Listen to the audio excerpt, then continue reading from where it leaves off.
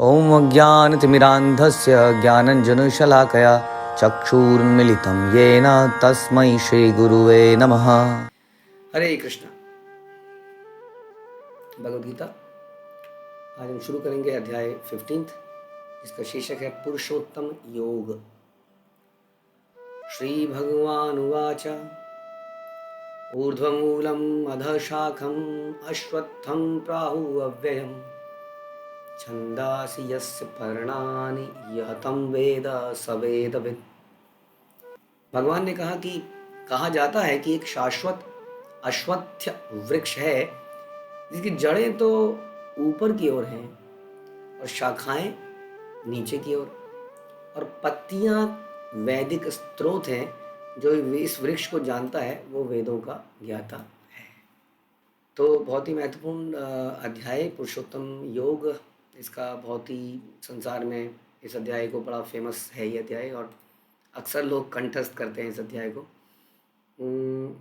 इसके पिछले अध्याय में भगवान ने अंत किया था तीनों गुणों के बारे में बताते हुए कि कौन व्यक्ति है जो तीन गुणों को पार कर पाता है, जो हर परिस्थिति में अविचलित रहकर भगवान की भक्ति कर पाता है। और वो भगवान साक्षात भगवान है, वो कोई निराकार ब्रह्म केवल नहीं है, क्योंकि निराकार ब्रह्म भगवान पर डिपेंडेंट है।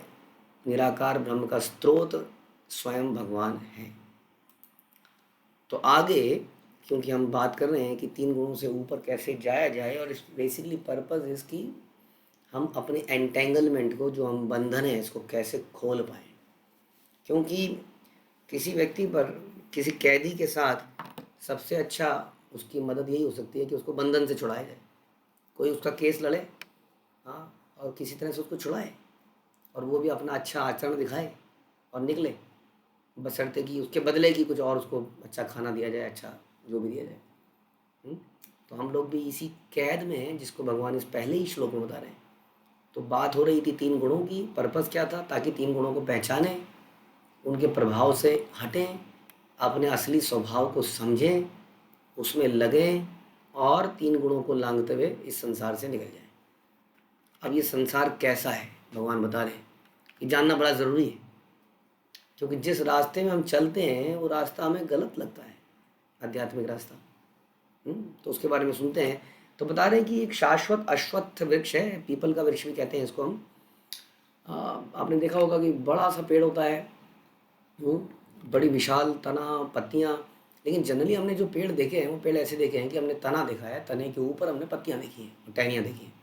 लेकिन ये बता रहे हैं कि एक ऐसा पेड़ है जिसकी जड़ें ऊपर की ओर हैं और शाखाएं नीचे की ओर हैं। बड़ी अजीब सी बात है कि अगर इसकी जड़ें ऊपर की ओर हैं तो हमने तो ये सुना है कि जड़ों से खुराक मिलती है, जड़ों से वो पानी को सक करता है, मिट्टी से वो खनिज पदार्थ लेता है, और तब वो ऊपर ट्रांसफ़र करता है। बाद में पत्ते भी कुछ कुछ कार्य करते हैं, लेकिन मुख्य तो जड़ ही है। कहते हैं ना, जड़ गई तो सब पेड़ गया। अब इसकी अगर जड़ ऊपर को है तो इसका मतलब क्या हुआ? इसका मतलब ये हुआ कि इसकी नरिशमेंट ऊपर से आ रही है। प्रभुपाद बताते हैं कि वास्तव में ये जगत जो है ब्रह्मलोक से जनरेट हुआ, क्योंकि ब्रह्मा जी ऊपर के लोक में है, सबसे ऊपर 14 प्लैनेटरी सिस्टम के अंदर, जो इस ब्रह्मांड के अंदर है, सबसे ऊपर के लोक को हम सत्यलोक या ब्रह्मलोक कहते हैं। अब वहाँ से ये वृक्ष चालू होता है, यानी इसकी जड़ वहाँ पर है। और हम जब भागवतम पढ़ते हैं तो हमें पता चलता है कि वास्तव में ब्रह्मा जी भी कुछ जानते नहीं हैं। ब्रह्मा जी को ज्ञान भगवान देते हैं कि इस पेड़ को कैसे उगाया जाए, यानी कि वास्तव में इसकी जड़ तो भगवान के आध्यात्मिक जगत में ही है। और वहीं से इसका पोषण हो रहा है।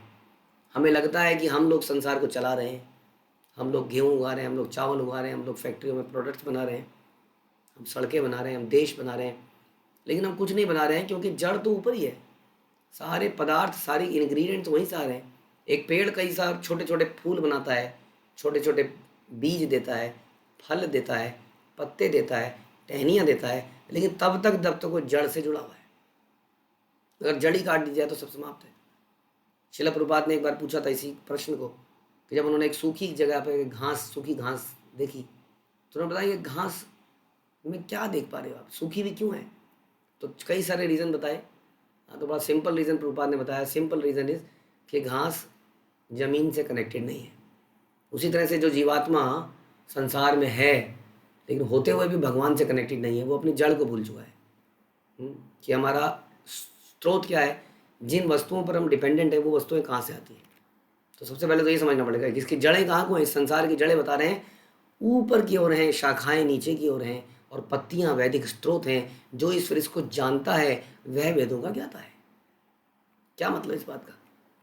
इस बात का मतलब प्रभुपाद अपने परपट में बता रहे हैं कि वास्तव में, जैसा कि आप लोगों ने पहले भी सुना होगा, कि आत्मा और परमात्मा दोनों एक वृक्ष पर बैठे हैं, और आत्मा निरंतर वृक्ष में लगे हुए फलों की तरफ नज़र मार रहा है और उसको चोंच मार के खाने का प्रयास कर रहा है, कभी इस डाल पे कभी उस डाल पे। साथ साथ परमात्मा है, और परमात्मा इज वेटिंग कि कब ये सब छोटी मोटी हरकतें बंद करेगा, मेरी तरफ कब देखेगा। इसकी इटर्नल भूख मिट जाएगी हमेशा के लिए।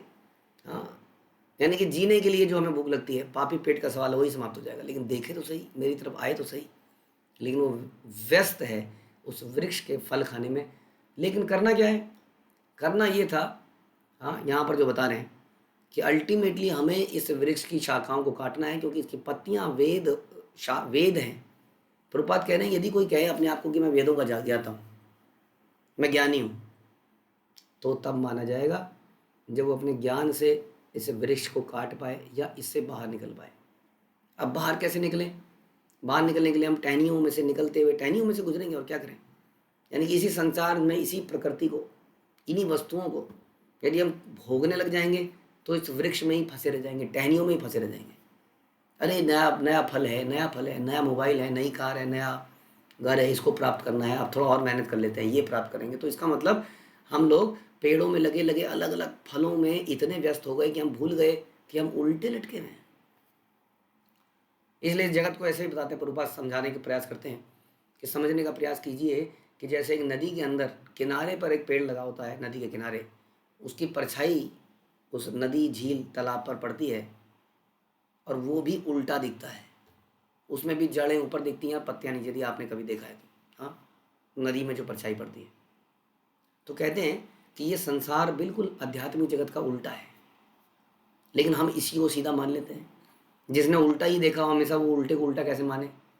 हमारी नाक यहाँ पर लगी है, हमें इसको देखने की आदत है। यदि हमारी नाक माथे पे किसी के लगे हो तो आदमी को यही क्या उल्टा चक्कर चल रहा है। लेकिन इतने बचपन से ही नाक माथे पे लगी हो, देखिए उसको थोड़ी उल्टा लगेगा। तो हमने संसार में सब कुछ उल्टा होते हुए देखा है। हमने संसार में हर पक्षी को फल खाते हुए देखा है, या हर व्यक्ति को सेंस एंजॉयमेंट के लिए अत्यधिक प्रयास करते हुए देखा है। हमने संसार में सबको अटैचमेंट डेवलप करते हुए देखा है। अटैचमेंट डेवलप करने के लिए लोग वैलेंटाइंस डे मनाते हैं, लोग गिफ्ट देते हैं, गुलाब देते हैं, बलून देते हैं, बहुत कुछ चीज़ें देते हैं। Purpose is develop the attachment. हाँ, लेकिन उसके विपरीत इस पेड़ में टहनियों में से हट के तने की तरफ, यानी कि ऊपर की तरफ जाना है। अब आदमी ऊपर की तरफ जाएगा। जब आदमी ऊपर की तरफ जाता है, तो यदि आप पेड़ पे चढ़े हों कभी, तो आदमी जब तने पे चढ़ेगा तो ऊपर की ओर, मतलब टहनियों की तरफ, फलों की तरफ। लेकिन यहाँ पर आदमी टहनियों से निकल के जड़ की तरफ, ऊपर की तरफ जा रहा है, तने की तरफ जा रहा है। इसलिए बड़ा ऑकवर्ड लगता है संसार में सबको। हमें भी कई बार कंफ्यूज जाता है कि हम क्या सही रास्ते पे जा रहे हैं, कि अब तो फल मिलने चाहिए थे। अभी कहाँ से तना आ गया, खोखला तना। हाँ, कहाँ पत्तियाँ, हरियाली, और कहाँ ये तना। क्योंकि आध्यात्मिक जगत में जाने के लिए हमें ये सब उल्टा करना पड़ेगा। हमें इन आसक्ति को काटना पड़ेगा, हमें इस अटैचमेंट को काटना पड़ेगा, और हमें आध्यात्मिक जगत से, भगवान से, भगवान के संबंधियों से, अपने असली संबंधियों से रिलेशनशिप बनाना पड़ेगा जो आध्यात्मिक जगत में हैं। हम भी उन्हीं रिलेशनशिप में थे कभी। फॉर एग्जाम्पल, हम पिछले जन्म में किसी के बेटे थे, किसी के पति थे, किसी की बेटी थी, वटेवर, हम कुछ भी रहे होंगे। लेकिन आज हम उस रिश्ते को भूल चुके हैं। उसी तरह से हमारा आध्यात्मिक जगत में भी एक परिवार है भगवान के साथ।